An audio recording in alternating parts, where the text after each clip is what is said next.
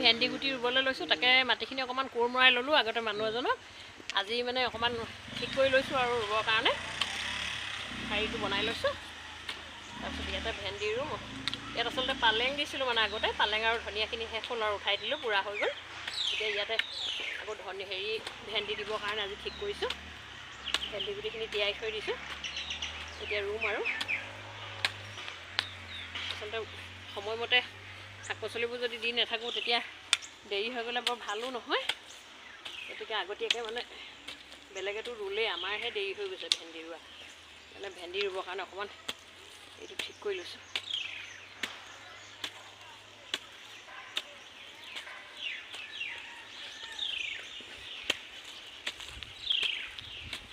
ইয়াতে ভেন্দি ৰুই দিম।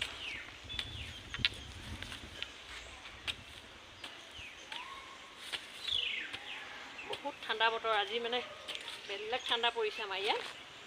ইমান বতাহ মাৰিছে নহয়। কিন্তু গুটিখিনি মই দুদিন হৈ গ'ল তিয়াই থোৱা। যোৱাকালি ৰুবলৈ সময় নাপালোঁ, আজিতো ৰুবই লাগিব আৰু। সেইকাৰণে বতাহ যি দিয়ক আৰু, ঠাণ্ডা হ'লেও মানে ৰুমেই আৰু তেনেকৈ।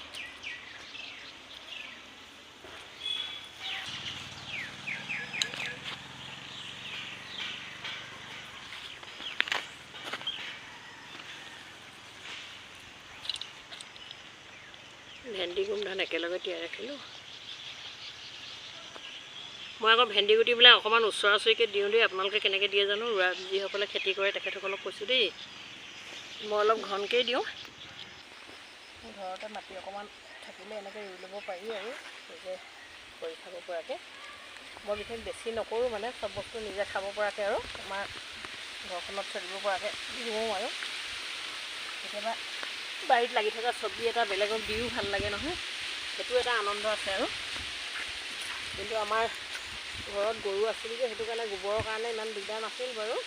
এতিয়া চুৰ হৈ গ'ল ন, সেইটো কাৰণে অকণমান চিন্তা কৰিছোঁ আৰু। ইয়াৰ পিছৰ বছৰ আমি শাক পাচলি কৰিব পাৰিম নে নাই নাজানো। এতিয়া বাৰু গোবৰ অলপ সংগ্ৰহ কৰি থোৱা আছে বাৰু, কিন্তু পিছৰ পৰ্যায়টোহে কি হ'ব ভাবিলে দুখো লাগে। কাৰণ মই ৰাসায়নিক সাৰ তেনেকৈ একো নিদিওঁ, অকল গোবৰতে কৰোঁ সদায়।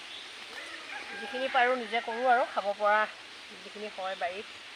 বাকীবিলাকতো কিনিব লাগিব দিয়কচোন।